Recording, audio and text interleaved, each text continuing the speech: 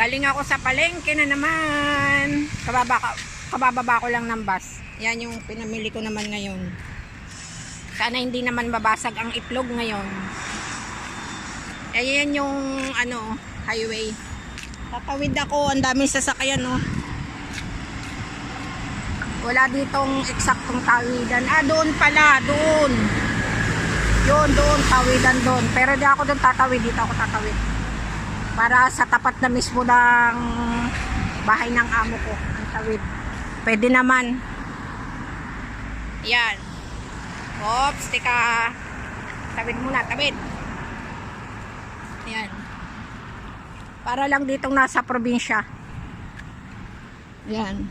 Yeah! Bigat. Ayan, pagkatawid ko, dito lang ako papasok.